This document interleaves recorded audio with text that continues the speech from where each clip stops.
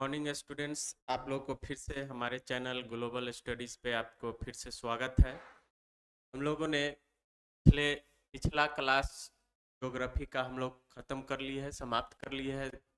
Chapter 10 जो है हम लोग बिहार के बारे में पढ़ रहे थे।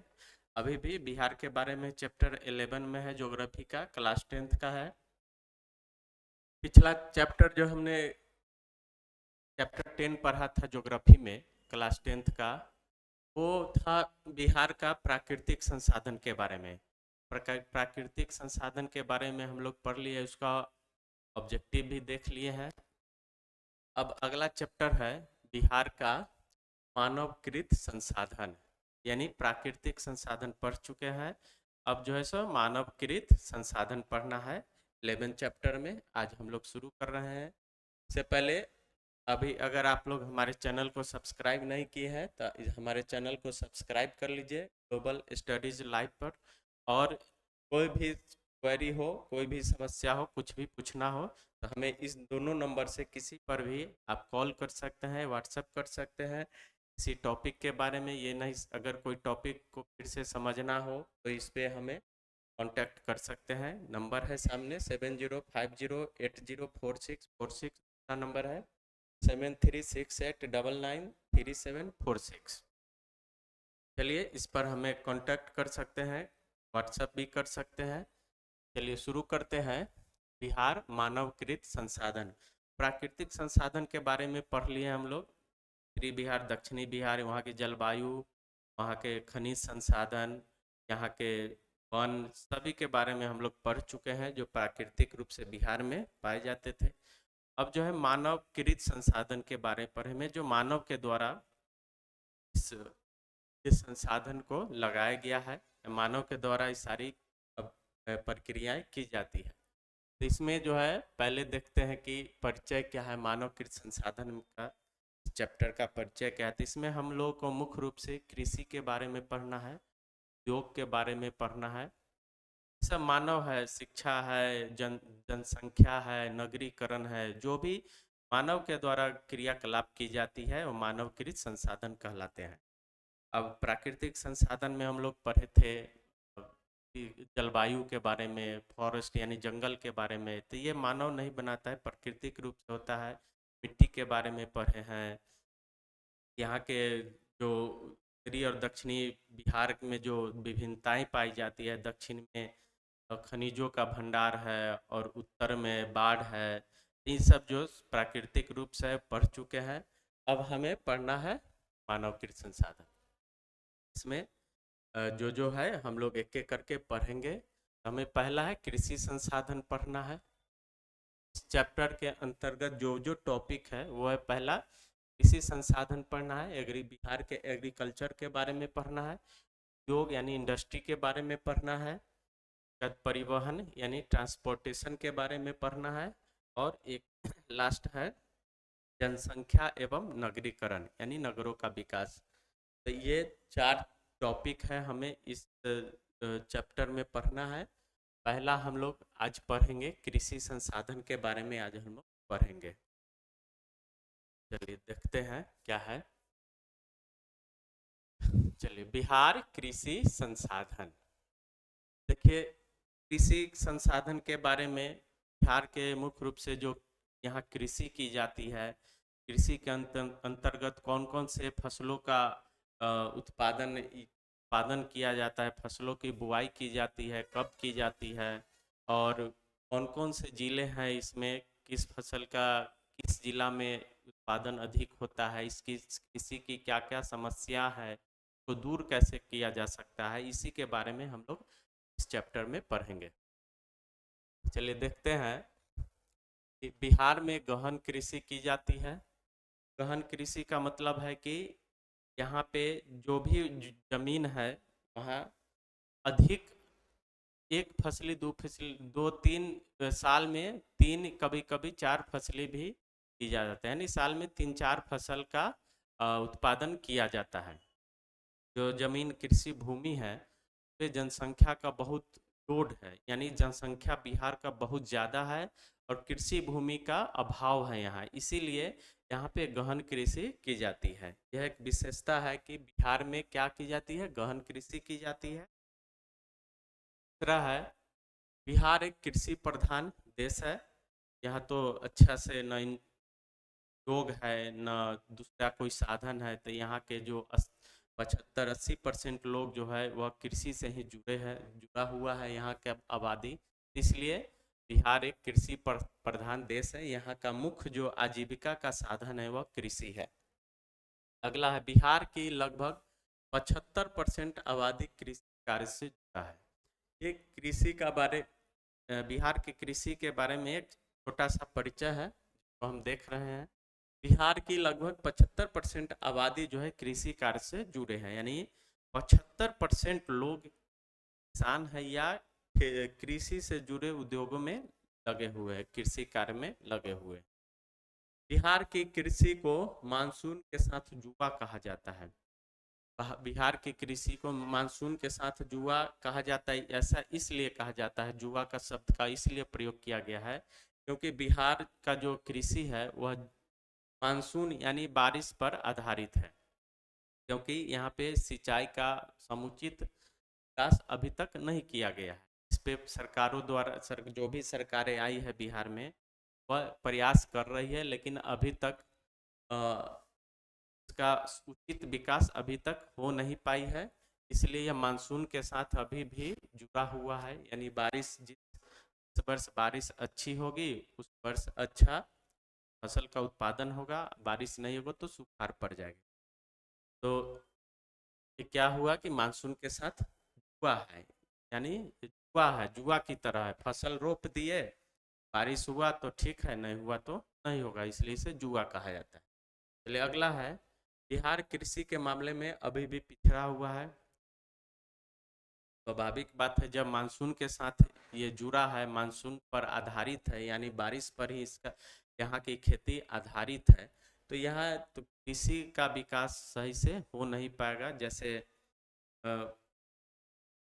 अगर सिंचाई व्यवस्था का बात करें, पंजाब हरियाणा में जो सिंचाई का उचित व्यवस्था है वहाँ के मामले में बिहार अभी बहुत पिछड़ा हुआ है। इसलिए ये बहुत पिछड़ा हुआ है। हरियाणा पंजाब का जो क्षेत्र है उधर कृषि का विकास बहुत तेजी से हुआ है, बहुत अच्छे तरीका से वहाँ डेवलप कर चुका है। बिहार अभी इसमें डेवलपिंग है, यानी विकास कर ही रहा है। अब बिहार कृषि के मामले में पिछड़ा हुआ है। अगला है, बिहार में कृषि भूमि जुताई का छोटा आकार पाया जाता है, यानी यहाँ जो भी किसान है उनके पास जो भी जमीन मौजूद है वह जो है छोटे आकार का है, छोटे छोटे टुकड़े में है। कुछ उधर है, कुछ उधर है, मतलब छोटे छोटे टुकड़े में बिखरा है, जिसके कारण कृषि कार्यों में बहुत कठिनाई होती है। में जुताई में कठिनाई होती है, फसल बोने में कठिनाई होती है। इस कारण भी यहाँ का कृषि जो है विकास नहीं कर पाया है। बिहार के उत्तरी भागों में उपजाऊ मिट्टी पाई जाती है और बिहार के दक्षिणी भागों में कम उपजाऊ मिट्टी पाई जाती है। बिहार के उत्तरी भाग, हम लोग पिछला प्राकृतिक संसाधन में हम लोग पढ़े हैं कि बिहार का जो उत्तरी भाग है, जो गंगा का उत्तरी भाग है, जो जिले हैं वहाँ जलोढ़ मिट्टी पाई जाती है जो उपजाऊ होती है। जबकि बिहार का जो दक्षिणी भाग है, यानी गंगा नदी के जो दक्षिणी जो भाग है उधर पठारी है, पर्वत पठारी भूमि है, के कारण वहाँ पे भूमि इतना उपजाऊ नहीं है जितना उपजाऊ उत्तरी बिहार के है। तो ये असमानता है भूमि के उपजाऊ मिट्टी में भी असमानता के कारण यहाँ पे सही ढंग से कृषि का विकास नहीं हुआ है। इसके अलावा उत्तरी बिहार बाढ़ से ग्रसित है और दक्षिणी बिहार सूखा से ग्रसित है। ये भी बहुत बड़ी समस्या है जो कृषि कृषि को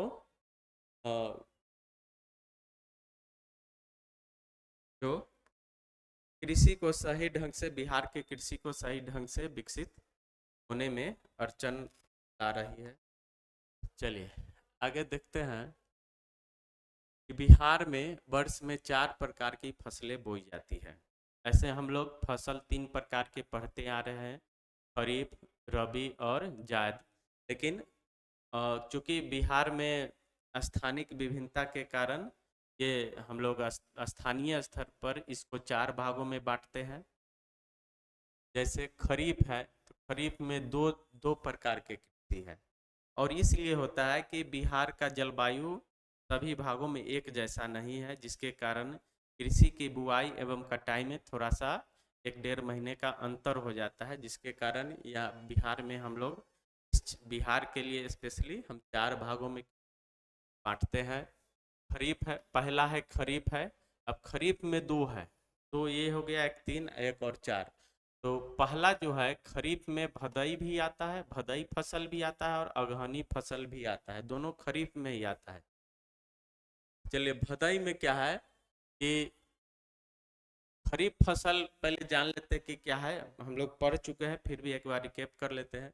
खरीफ फसल जो बारिश के दिनों में बोया जाता है, यानी बारिश जैसी स्टार्ट होती है मानसून समय बोई जाती है, और इसमें ऐसे फसल होते हैं जिसमें सिंचाई की अत्यधिक आवश्यकता होती है, जैसे धान हो गया, मक्का हो गया, ये सब क्या हो गया खरीफ फसल है।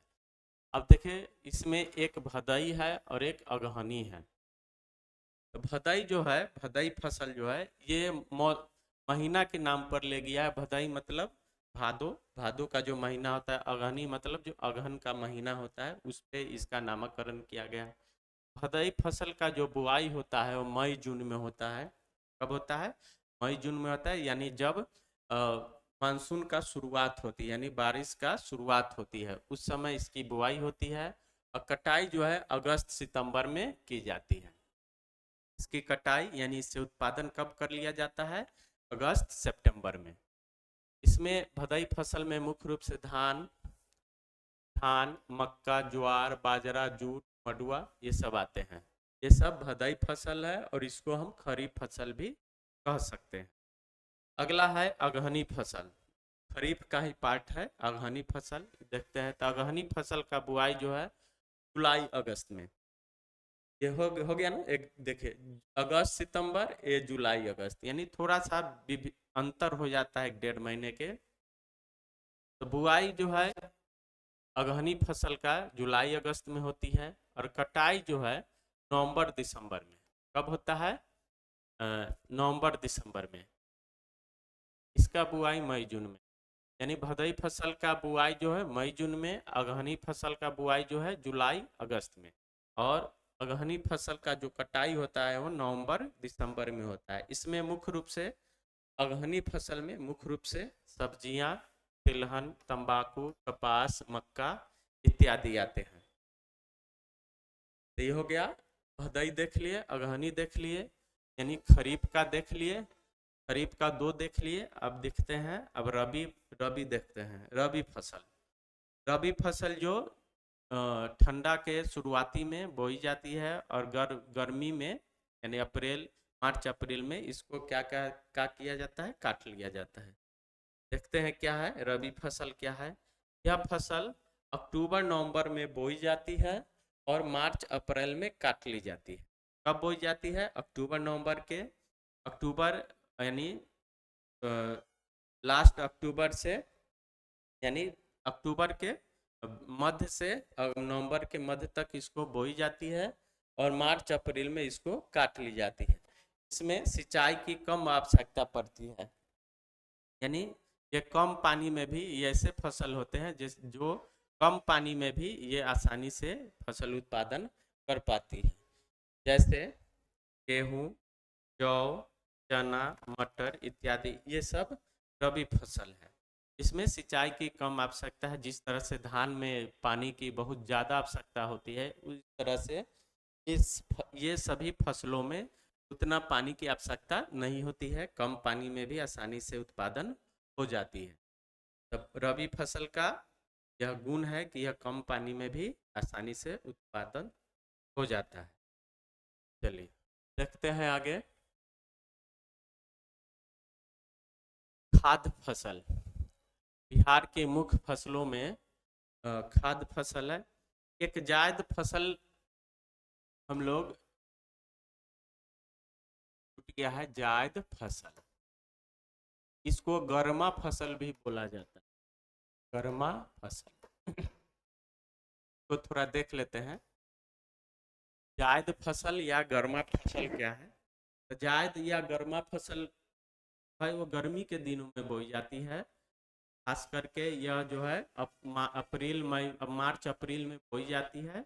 जैसे इसमें मुख्य रूप से आता है जायद या गर्मा फसल में मुख्य रूप से आता है खीरा, तरबूज, ककड़ी, खरबूज और विभिन्न प्रकार के सब्जियां, ये सब जायद फसल में आते हैं। तो इसको आप लोग नोट कर लीजिएगा कि मार्च अप्रैल के शुरुआत में क्या किया जाता है, बोया जाता है।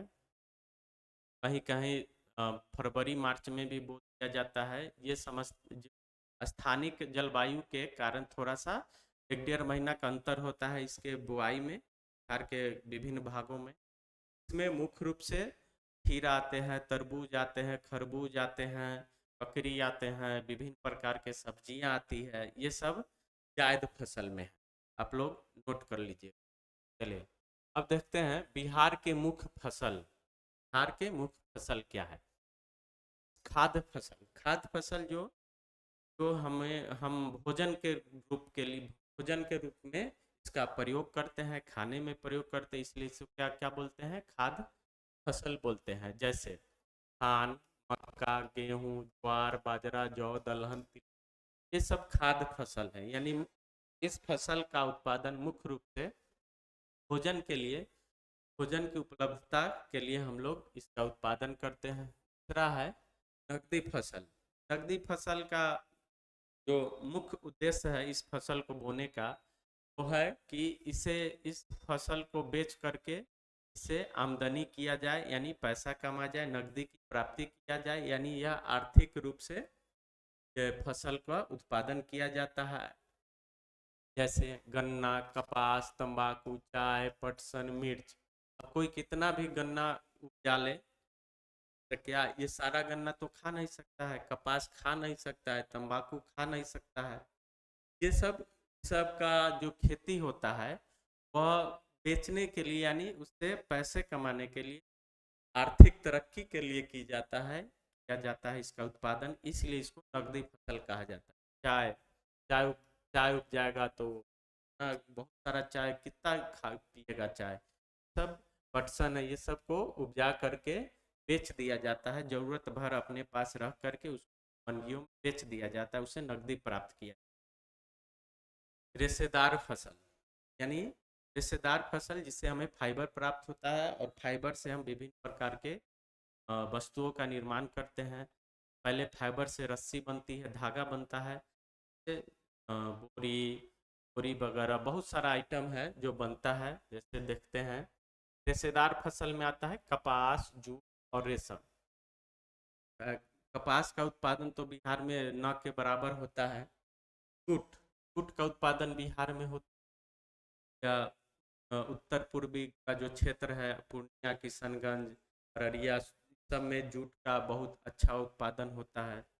रेशम, रेशम का उत्पादन भी बिहार में अच्छा लेवल पर होता है। जैसे भागलपुर में, भागलपुर जो है रेशम के लिए प्रसिद्ध है, रेशमी वस्त्र वहाँ पे अच्छा मतलब मात्रा में वहाँ पे उत्पादन किया जाता है, रेशम का वहाँ पालन भी। ये सब जो है रेशेदार फसल है। रेशेदार फसल में आ गया कपास, जूट और रेशम। देखती है फल यानी फ्रूट्स में, हाँ बिहार में फल का भी उत्पादन किया जाता है। फलों में मुख्य रूप से आम, केला, अमरूद इत्यादि फलों का उत्पादन किया जाता है और इसे मंडियों में बेच दिया जाता है। उसके बाद है मसाला। वैसे मसाला, जो मसाला हमारे देश में जो है, मसालों का जो राज्य है वह केरल है। केरल में मसाला का मुख्य उत्पादन किया जाता है। जो भी प्रकार का मसाला है वह केरल में ही होता है, लेकिन बिहार में भी कुछ मात्रा में मसाला का उत्पादन होता है, जैसे लाल मिर्च या लहसुन, हल्दी, मेथी। और जो भी कॉस्टली मसाला है जैसे लौंग, इलायची, गरम मसाला का जो भी आइटम है वो मैक्सिमम केरल क्षेत्र में ही का उत्पादन होता है। और बिहार में मुख्य रूप से लाल मिर्च, धनिया, लहसुन, यही सब, इसी सब का उत्पादन होता है। तो हम लोग देख लिए खाद्य फसल, नकदी फसल, रेशेदार फसल फल, मसाला, सब कौन कौन है जो हमारे बिहार में उत्पादन किया जाता है। यहाँ पे देख सकते हैं जो फिगर है, ये धान फसल का यहाँ पे बुआई हो रहा है, रहा है। धान पककर तैयार होने के बाद ऐसा दिखता है, सब लोग जानते हैं। अब आगे देखते हैं। अब जो है कुछ इम्पोर्टेंट जो है महत्वपूर्ण फसल है जो बिहार में मुख्य रूप से बोई जाती है, उसके बारे में थोड़ा देखते हैं। तो इसमें पहला है चावल, राइस। तो चावल जो है बिहार का सर्व प्रमुख खाद्यान्न फसल है, यानी यहाँ लोग चावल खाने में अत्यधिक प्रयोग करते हैं। यानी खाद्य फसल में सबसे महत्वपूर्ण जो है वह चावल है। बिहार के लोग चावल को अधिक पसंद करते हैं। रोटी भी खाते हैं, लेकिन रोटी दूसरे नंबर पर है, यानी गेहूं दूसरे नंबर पर है, चावल पहले नंबर पर है। यह चावल बिहार की सर्व प्रमुख फसल है। यह चावल एक खरीफ फसल है। अभी अभी बताएं थोड़ा देर पहले कि चावल को जो है, चावल क्या है, खरीफ फसल है, क्योंकि धान धान से ही चावल आता है। और धान जो है, धान के उत्पादन के लिए अधिक बारिश यानी सिंचाई की आवश्यकता पड़ती है। वर्ष बारिश नहीं होती, उस वर्ष बिहार में चावल सही ढंग से उत्पादन नहीं हो पाता है। एक खरीफ फसल है जो जून जुलाई में बोई जाती है और नवंबर दिसंबर में काट ली जाती है। चावल का बुआई कब होता है? जून जुलाई में बुआई यानी रोपा जाता है। ये रोपण विधि है। इसी तरह से चावल यानी धान को रोपा जाता है और नवंबर दिसंबर में जब फसल पक कर तैयार हो जाती है तो इसे काट लिया जाता है। इसे अधिक सिंचाई की आवश्यकता पड़ती है। यानी चावल ऐसा फसल है जिसमें हमेशा कुछ मात्रा में पानी रहना आवश्यकता है, तभी अच्छा उत्पादन चावल का हो पाता है। चावल क्या है? चावल एक खरीफ फसल है, बिहार का एक सर्व प्रमुख खाद्यान्न फसल है। चावल बोने की सर्वाधिक भूमि, ये सब याद रखना है। चावल बुआई के लिए सर्वाधिक भूमि रोहतास जिला में है। यानी देखा जाएगा सबसे अधिक चावल का खेती इस जिला में किया जाता है, तो रोहतास जिला में किया जाता है। लेकिन जबकि चावल का सर्वाधिक उत्पादन पश्चिम चंपारण जिला में होती है। यानी चावल का खेती ज्यादा होता है रोहतास में, लेकिन उसका सबसे अधिक उत्पादन होता है पश्चिम चंपारण में। कारण है कि इन जिलों का आकार में विभिन्नता पाया जाना। अब मान लीजिए ये ये रोहतास है और ये है पश्चिम चंपारण। अब इसमें क्या क्या क्या विभिन्नता है? ये छोटा जगह है, यानी इसका क्षेत्रफल छोटा है। मान लीजिए ये ये अधिकांश इसमें जो है कुछ भाग को छोड़कर अधिकांश भाग यहाँ चावल की खेती के लिए यहाँ भूमि उपलब्ध है। यानी रोहतास के अधिकांश भाग में चावल की खेती होती, यानी धान रोपा जाता है। पश्चिम चंपारण बड़ा बड़ा होने के कारण यह आधा में भी बोता है ना, इससे ज्यादा हो, इसलिए ज्यादा खेती होता है रोहतास में। देखिए ये इतना क्षेत्र में चावल की खेती होता है और ये आधा में भी करेगा तो ये इससे दुगना हो जाएगा। इसलिए चावल का सर्वाधिक खेती जो है रोहतास में होता है, लेकिन सर्वाधिक उत्पादन पश्चिम चंपारण में होता है। दोनों बात है, याद रखिए, ध्यान रखिए। चावल उत्पादन चावल उत्पादन में चावल उत्पादन में प्रथम 3 जिला क्रम से याद रखना है। ये आगे चल करके आपको कंपटीशन में भी बहुत काम आएगा।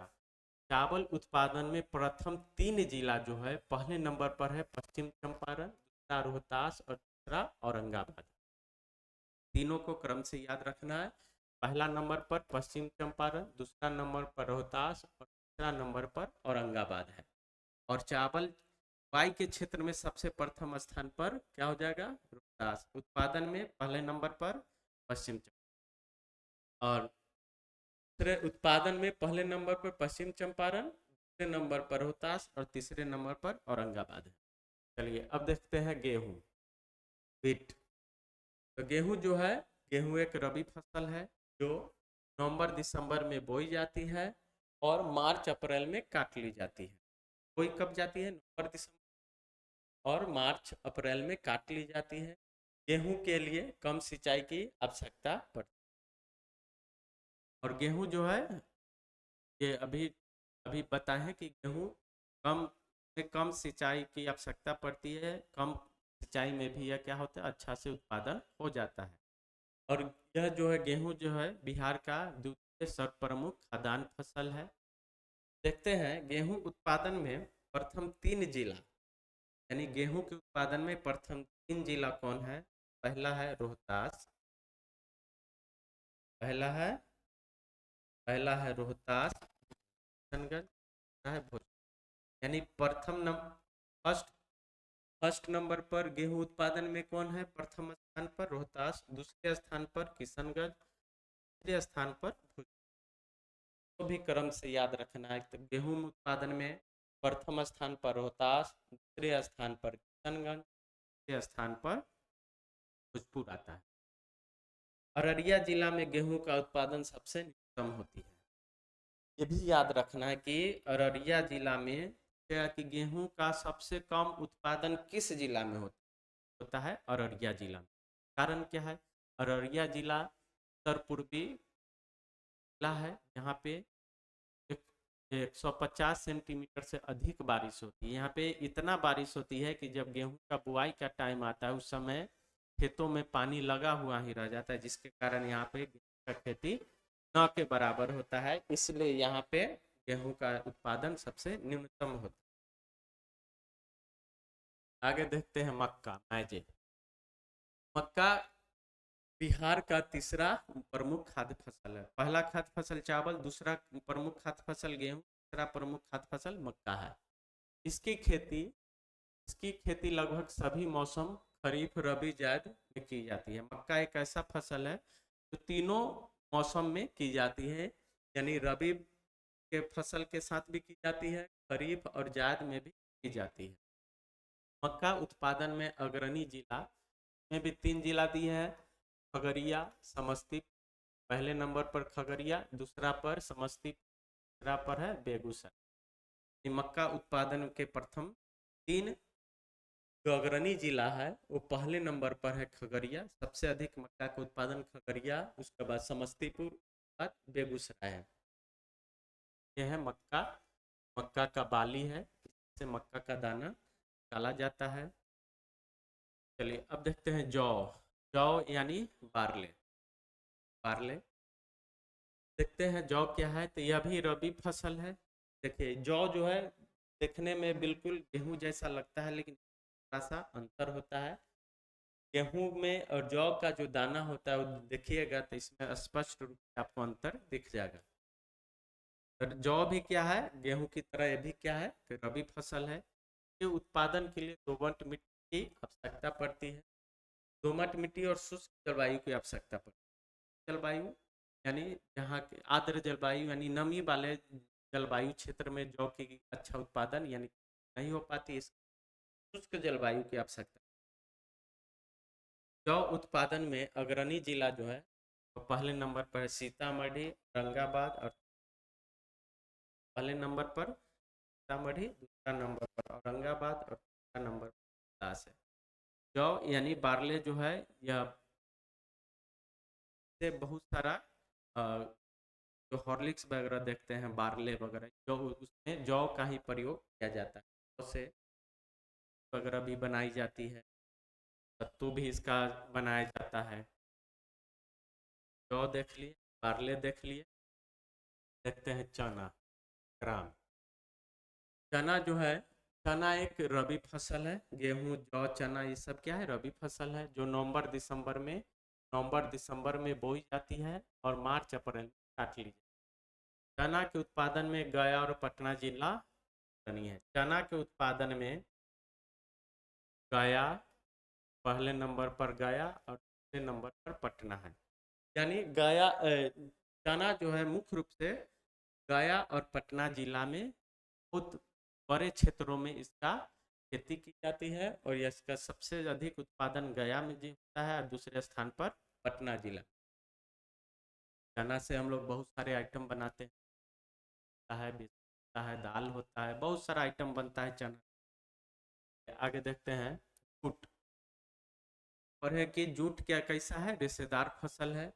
यह रेशेदार फसल है में इससे जूट से रस्सी, चट इत्यादि बनाया जाता है। का उत्पादन बिहार के कटिहार, अररिया, किशनगंज और पूर्णिया जिला में होती है। जूट उत्पादन बिहार का जूट उत्पादन में बिहार का स्थान तीसरा है, जबकि पश्चिम बंगाल पहले पहले स्थान पर तथा असम दूसरे स्थान पर है। इसको याद रखना एकदम बढ़िया से कि जूट के उत्पादन में भारत में प्रथम स्थान पर कौन है, तो दूसरे स्थान पर कौन है, तो असम है, और तीसरे स्थान पर कौन है, तो अपना बिहार है। यानी जूट के उत्पादन में पहले स्थान पर पश्चिम बंगाल, दूसरे स्थान असम और तीसरे स्थान बिहार। जूट ये देखिए, ये है जूट को हम लोग पटसन या पटुआ भी बोलते हैं। देखिए जूट से, देखिए ये बहुत सारे आइटम बनाया जाता है। रस्सी देखते हैं, जिसको वाला बोरा है वो भी जूट का ही है। बहुत सारा चट बनता है, चटाई बनता है, झोला थैला सब बनने लगा है। बहुत सारे आइटम बनते हैं जूट। देख लिए जूट। आगे देखते हैं गन्ना यानी शुगर केन। ये गन्ना है, यानी बनाने के लिए, शक्कर बनाने के लिए गन्ना की आवश्यकता पड़ती है। चलिए गन्ना देखते हैं। यह एक नकदी फसल है, यानी गन्ना का उत्पादन हम लोग नकदी कमाने के लिए आर्थिक दृष्टिकोण से गन्ना का हम लोग खेती करते हैं, जो चीनी उद्योग का प्रमुख कच्चा माल है। यानी गन्ना एक नकदी फसल है जो चीनी के लिए क्या है, सब प्रमुख कच्चा माल है। गन्ना से गुड़, शक्कर, अल्कोहल इत्यादि बनाया जाता है। गुड़ जानते हैं मीठा, शक्कर यानी चीनी का ही रूप है, शक्कर चीनी। और शक्कर चीनी जो है सो प्यूरिफाइड होता है, शक्कर प्यूरिफाइड नहीं होता, दोनों एक ही है। उसके बाद अल्कोहल, अल्कोहल से शराब वगैरह भी, शराब एक तरह का अल्कोहल ही है आप लोग के। शराब अल्कोहल के अलावा स्पिरिट भी बनाया जाता है। गन्ना के रस का किण्वन जो है फर्मेंटेशन क्रिया के कारण के द्वारा अल्कोहल और स्पिरिट बनाया जाता है। गन्ना उत्पादन में पश्चिम चंपारण, सीतामढ़ी, सिवान और समस्तीपुर अग्रणी। यानी गन्ना का उत्पादन सबसे अधिक किस जिलों में होती है, पश्चिम चंपारण, सीतामढ़ी, सिवान और समस्तीपुर। देखिए ये सब जो है ये क्या है, पश्चिम चंपारण, सीतामढ़ी, सिवान, ये सब ऐसे जिले हैं जहाँ पे गन्ना का उत्पादन सर्वाधिक होता है। और इसी क्षेत्र में जो है गन्ना मिल भी है, यानी यहाँ पे चीनी उत्पादन किया जाता है। यह चीनी मिल है, इस तरह से चीनी होता है। बिहार में बहुत सारे चीनी जर्जर स्थिति में है, खराब हो चुकी है या किसी तरह चल रहा है, यह सरकार का थोड़ा इसमें कमी है, इसको ठीक किया जाना चाहिए। से गन्ना के खेती का रकबा भी पर बढ़ेगा और किसानों को आमदनी का स्रोत बढ़ेगा। सरकार को इस पर ध्यान देना बहुत जरूरी है। चलिए अगला देखते हैं, गन्ना के बाद अन्य फसल। यानी जो भी फसल देख लिए हैं उसके अलावा बिहार में बहुत सारे फसल हो जाती है सभी क्षेत्रों में, जैसे तिलहन। तिलहन जिससे हम तेल निकालते हैं, खाद्य पदार्थ है, जैसे सरसों हो गया, राई हो गया, अलसी हो गया, बहुत सारे हैं। यह बिहार में मुख्य रूप से यही है तिलहन का साधन। तिल हो गया, नारियल वगैरह जो वो सब जो साउथ इंडिया है, कर्नाटका, तमिलनाडु में होता है। दलहन, दलहन जिससे दाल लोग निकालते हैं, जैसे अरहर हो गया, मूंग हो गया, मसूर हो गया, ये सब दलहन में आता है। सब्जियां, सारे सब्जी, फल, तंबाकू, मोटे अनाज। मोटे अनाज को हम क्या बोलते हैं? मिलेट बोलते हैं। क्या बोलते हैं? मिलेट। मोटा अनाज को क्या बोलते हैं? मिलेट। इसमें क्या क्या आता है? ज्वार, बाजरा, रागी, ये सब आता है मोटे अनाज में, यानी मिलेट्स। ये सब का उत्पादन बिहार के विभिन्न जिलों में, यानी जो हम लोग ऊपर पढ़े हैं वो तो फसल है, इसके अलावा भी ये सारे फसल बिहार में होती है। तंबाकू में जो है सो समस्तीपुर है, वैशाली है, के बाद मुजफ्फरपुर है। ये सब जो है तंबाकू के लिए प्रसिद्ध। यहाँ पे तंबाकू का खेती होता है। तंबाकू एक क्या है? नकदी फसल है। इसका उत्पादन लोग आर्थिक दृष्टि से पैसे कमाने के लिए किया जाता है। तंबाकू से बहुत सारा पदार्थ बनाया जाता है। आगे देखते हैं कृषि की समस्या।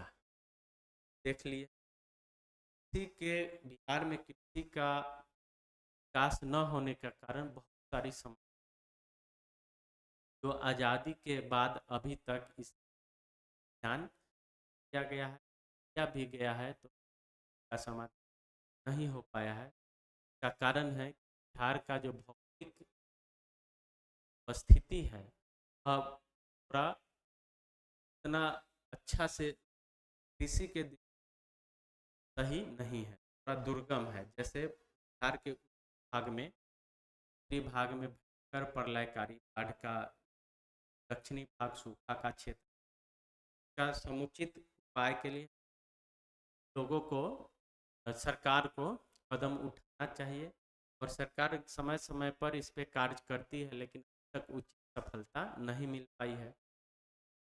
चलिए देखते हैं क्या क्या समस्या है। तो बिहार एक कृषि प्रधान राज्य होने के बावजूद भी यहाँ कृषि का समुचित विकास अभी तक नहीं हो पाया है, जिसके कारण, इसके बहुत सारे कारण हैं। क्या देखते हैं? पहला कारण क्या है? समस्या, यानी प्राकृतिक रूप से समस्या है। क्या क्या है प्राकृतिक समस्या जो बिहार के कारण बन?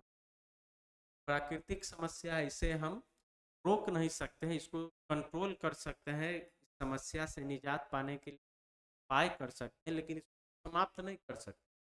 यह प्राकृतिक रूप से है, इससे हम अपने आप को बचा सकते हैं, नियंत्रण कर सकते हैं, पूरी तरह रोक नहीं। पहला क्या है प्राकृतिक समस्या में? पहला है प्राकृतिक आपदा। बताए हैं उत्तर का जो बिहार है वह बाढ़ से ग्रस्त है। उत्तर का बिहार बाढ़ से ग्रस्त है, और दक्षिणी बिहार जो है सूखा से ग्रस्त। और दोनों ही कृषि के लिए परिस्थिति है, प्रतिकूल है। क्या है? प्रतिकूल। बाढ़ होगा तो फसल बर्बाद हो जाएगा, या पानी लग भरा रहेगा, फसल पाएगा नहीं, फसल लगी हुई है वह नष्ट हो जाएगा। है फसल पाएगा नहीं, हमें बीज का अंकुरन नहीं होगा। अगर फसल लगा हुआ है, खार है, सिंचाई की उचित व्यवस्था नहीं तो सारा फसल जाएगा। दोनों ही किसी के पिछड़ेपन का बहुत बड़ा कारण है। उसके बाद है सिंचाई के साधन का अभाव। यहाँ पर अभी तक सिंचाई का समुचित साधन जो है इसका उपलब्ध, यानी उपाय नहीं किया गया है। इसमें सोन नहर, गंडक नहर परियोजना जो है चलाया गया है, लेकिन उसका अभी तक सही से अभी तक क्रियान्वयन नहीं हो पाया है। समय जल की आवश्यकता होती है, जल नहीं पाया जाता है, जिस समय आवश्यकता नहीं होती। तो ये सब थोड़ा समस्या है सिंचाई के साधन के लिए। दूसरा है जल का जमाव। जल का जमाव जमाव जो है चौर और टाल के रूप में होता है। चौर उत्तरी बिहार में जो पानी, बाढ़ या बारिश के कारण जो चौर में जो बहुत बड़ा क्षेत्र होता है उसमें जम जाता है, और कई कई महीनों तक वह पानी लगा रहता है, जिसके कारण फसल उत्पादन में कठिनाई होती, फसल नहीं पाता है, या जो कोई फसल है वह जाती है, जिसके कारण हानि होती। टाल, टाल जो है दक्षिणी बिहार में पानी जम जाते हैं उसको टाल बोलते अब उत्तरी बिहार में जो पानी जम जाता है उसको दौर बोला जाता है। तीसरा है परती एवं बंजर भूमि। बिहार का जो भौगोलिक जो दशा है एक समान नहीं है, कहीं बहुत ज़्यादा बारिश है, कहीं सूखा है, कहीं पठार है, कहीं मैदान है, जंगल है, कहीं ऊंचा है, कहीं नीचा है। इस तरह से भौगोलिक जो बनावट है वह किसी के दृष्टिकोण से अनुकूल नहीं है। कहीं परती या बंजर भूमि पड़ा हुआ है जो अनुपजाऊ है, जहाँ पे कृषि कार्य नहीं हो पाता है, जिसके कारण कृषि उत्पादन में कमी आती है और यह जिसके कारण बिहार का कृषि पूरा पिछड़ गया है। अगला है मिट्टी का अपरदन। अपरदन का मतलब होता है कटाव, कटाव या बहकर बहकर चले जाना।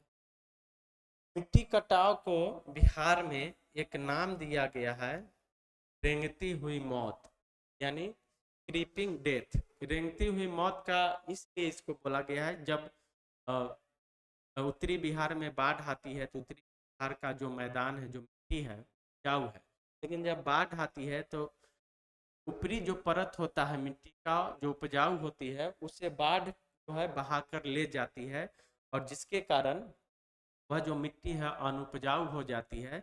इसी कारण इसको रेंगती हुई मौत बोला जाता है, यानी कटाव होने के कारण मिट्टी अपरदन के कारण जो बाढ़ के कारण होती है वहाँ का उपजाऊ मिट्टी बह करके अलग चली जाती है, वहाँ का उपजाऊ जो मिट्टी है वो खत्म हो जाती है। इसीलिए फसल के दृष्टिकोण से, कृषि के दृष्टिकोण से मिट्टी अपरदन को रेंगती हुई मौत कहा जाता है, यानी क्रीपिंग डेथ कहा जाता है। चलिए अगला है मिट्टी का अधिक उपयोग। इसका अर्थ ये है मिट्टी का अधिक उपयोग, हम जो भी पढ़ा रहे हैं, बोल रहे हैं, ये हम सिर्फ हेडिंग लिखे हैं, इसका जो हम एनालिसिस कर रहे हैं आप लोग अपने भाषा में जैसे हम समझा रहे हैं वो कॉपी पर आप लोग नोट कर लीजिएगा, एग्जाम के लिए आपको काम आएगा। हर ऑब्जेक्टिव करा रहे हैं, इसके बाद सब्जेक्टिव भी आप लोग को कराएंगे, लेकिन जो हम बोल रहे हैं उसको आप लोग नोट भी करते जाइएगा। और एग्ज़ाम में जो अपनी भाषा में जो लिखता है जो भी स्टूडेंट, उसको नंबर अधिक मिलता है, जो किताबी भाषा में जो है उसको नंबर कम मिलता है। इसलिए कोशिश कीजिए कि समझ करके बातों को अपने भाषा में लिखें, तो आपको ज़्यादा नंबर लाने में सहायता करेगा। मिट्टी का अधिक उपयोग, यानी मिट्टी का अधिक उपयोग का मतलब है कि जैसे बिहार का जनसंख्या बहुत अधिक, जनसंख्या लोड बहुत अधिक है यहाँ के पर, क्योंकि जनसंख्या अधिक है तो भोजन चाहिए, भोजन के लिए हमें अनाज, और अनाज उत्पादन फसल से होती है, कृषि से होती है। एक एक तो जोत का भूमि कम है, यहाँ पे जनसंख्या अधिक है, एक ही खेत में 2 या 3 वर्ष में 3 बार 4 बार फसल बोई जाती है, यानी मिट्टी का अधिक उपयोग किया जाता है, जिसके कारण मिट्टी की उपजाऊ क्षमता में दिन पर दिन कमी आ रही है, मिट्टी बंजर होती जा रही है। मिट्टी का अधिक उपयोग होने से यहाँ का मिट्टी की जो गुणवत्ता है वह खराब होती जा रही है, और ये कई वर्षों तक अगर भविष्य में ऐसा चलता रहा, मिट्टी का उत्पादन क्षमता बहुत कम हो जाएगी, जो कृषि के लिए बहुत ही अच्छा नहीं होगा, कृषि का विकास यानी फसल उत्पादन अच्छा नहीं हो पाएगा। चलिए अब दूसरा कारण देखते हैं। पहला प्राकृतिक कारण देख लिए, दूसरा कारण है आर्थिक समस्या। आर्थिक रूप से क्या क्या समस्या है, तो पहला देख रहे हैं भूमि वितरण में असमानता, यानी बिहार में जो भूमि उपलब्ध है उसमें जो वितरण है, लोगों के पास जो भूमि की जो उपलब्धता है एक समान नहीं है। किसी के पास बहुत सारा जमीन है, कई कई एकड़ है, 100 एकड़, 50 एकड़, किसी के पास 1 कट्ठा भी नहीं है। भूमि वितरण में यहाँ पे बहुत सारा असमानता है। बिहार के 80% किसान छोटे और सीमांत वर्ग के हैं, यानी बिहार का जो भी किसान है उसमें 80% तो छोटा है और सीमांत है, यानी जिसके पास भूमि का बहुत कम मात्रा है, बहुत कम मात्रा है, और मेहनती वही लोग हैं, वही जो 80% है यही मुख्य रूप से किसान है, यही मेहनत करते हैं और इन्हीं के पास जमीन का छोटा टुकड़ा है, यानी अल्प मात्रा में जमीन है। के कारण के पास जमीन बहुत कमी है, जमीन की कमी है, और जो काम करने वाले हैं उन्हीं के पास जमीन की कमी है, तो स्वाभाविक है फसल उत्पादन अच्छा नहीं होगा। दूसरा है निर्धन किसान। यहाँ का किसान जो है हमेशा तंगी हालत में रहते हैं, निर्धन है, क्योंकि इसका सबसे बड़ा कारण है कि के पास जमीन नहीं है। जमीन का जो उपलब्धता है यह कमी है, क्योंकि यहाँ जमीन के वितरण में जो असमानता है। दूसरा, उत्पादन लागत जो है, यानी खेती करने में जो लागत अभी के समय में बहुत ज़्यादा बढ़ गया है, और जब उत्पादन करने के बाद जब उसको किसान को मूल्य नहीं मिल पाता है मंडी में, यानी खर्च 100 रुपया हो गया और जब बेचने जाते हैं तो उनको 90-80 रुपये ही मिल पाते हैं, यानी घाटा होता है। के कारण किसान जो है निर्धनता की ओर जा रहे हैं, जिसके कारण यह बिहार के लिए अच्छा नहीं है। तीसरा है अधिक उत्पादन लागत। अभी बोले हैं अधिक उत्पादन लागत, यानी जब ये खेती करते हैं तो खाद बीज, सिंचाई का साधन, जो या जो भी लगता है, तो उसमें कॉस्ट जो है, इसका लागत जो है बहुत ज़्यादा हो जाता है, यानी बहुत खर्च हो जाता है फसल के लगाने उत्पादन करने में। लेकिन जब तो फसल को बेचने जाते हैं तो कम मूल्य मिलता है, इसके कारण आर्थिक स्थिति जो है किसानों की अच्छी नहीं हो पाती है। इन सब कारण है आर्थिक समस्या में। तीसरा देखते हैं सामाजिक समस्या। सामाजिक समस्या क्या है? पहला है कृषि भूमि पर जनसंख्या बोझ। अभी बताए हैं जनसंख्या वृद्धि होने के कारण यहाँ की कृषि जो है पर बहुत अधिक बोझ है। कारण कि भोजन सबको चाहिए जिंदा रहने के लिए, और भोजन के लिए अनाज चाहिए, और अनाज फसल से होती है, तो फसल उत्पादन उस रेशियो में होना चाहिए जितना यहाँ पे जनसंख्या है, लेकिन उतना यहाँ पे उस रेशियो में फसल का उत्पादन नहीं हो पाता है, जिसके कारण यहाँ के जो क्षेत्र है, जो मिट्टी है, जो खेत है, में अधिक से अधिक फसल उत्पादन के लिए उपयोग किया जाता है। ये सामाजिक कारण समस्या हो गया कि यहाँ पे जनसंख्या, बिहार की जनसंख्या बहुत है। हम पढ़े भी है कि बिहार का जो जनसंख्या घनत्व है वह पूरे भारत में नंबर 1 पर है, यानी कम कम क्षेत्रफल में अधिक जनसंख्या रह रही है, इसलिए जनसंख्या बोझ जो है यहाँ की कृषि पर बहुत अधिक। दूसरा है भूमि सुधार कार्यक्रम। भूमि सुधार कार्यक्रम, अभी जो बोले हैं जो भूमि के वितरण में असमानता है, वह सब उसको दूर किया जा सकता है भूमि सुधार कार्यक्रम के द्वारा। अभी तक जो भी जितने भी सरकार आई है वह इस पर अभी तक ध्यान नहीं दिया है, और अभी के दिनों में अभी जो नीतीश कुमार जो हमारे मुख्यमंत्री हैं, वह अभी जो है इस पर कुछ ध्यान अभी सुधार की, लेकिन सुधार का जो अभी कार्यक्रम अभी चलाए हैं, लेकिन वो जो है बस एक तरह का मॉडिफिकेशन है। ये भूमि वितरण के असमानता पर वो अभी यहाँ पे अच्छी तरह से काम नहीं कर पाए हैं। कोई भी अभी तक इस पे ध्यान नहीं दे पाया है कोई भी, यानी भूमि का जो वितरण है, भूमि सुधार कार्यक्रम है, ये बिहार में बहुत जरूरी, समानता बहुत जरूरी है, तब बिहार जो है कृषि क्षेत्र में आगे बढ़ पाएगा। आगे देखते हैं तिरस्कार की। तिरस्कार मतलब बेइज्जती, यानी अगर कोई पढ़ लिख कर काम धंधा नहीं कर, वह अपना खेत में खेती बाड़ी करते हैं तो उसके दृष्टि से देखा जाता है, यानी तिरस्कार की दृष्टि देखा जाता है। उस अच्छा से, यानी समाज उसको अच्छा दृष्टि, अच्छा नज़र से नहीं देखते। इस हीन भावना से जो है लोगों में लोग जो है खेती को व्यावसायिक तौर पर, यानी बिजनेस के तौर पर नहीं करना चाहते हैं। इसके कारण खेती, बिहार का कृषि जो है पिछड़ा हुआ है। यानी पढ़ने लिखने के बाद भी अगर किसी को अच्छा जॉब, काम धंधा या नौकरी नहीं मिल पाई, तो अगर खेती करते हैं तो उसको लोग हंसते हैं।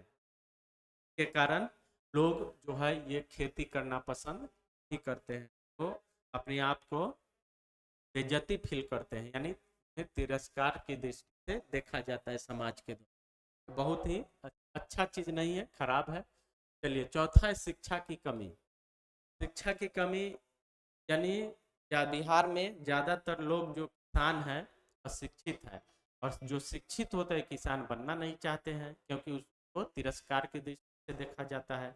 और जो किसान है वह शिक्षित नहीं है, जिसके कारण उत्पादन, खाद बीजों का सही ज्ञान नहीं हो पाता है, सिंचाई का ज्ञान नहीं हो पाता है, के कारण फसल उत्पादन अच्छा नहीं हो पाता है।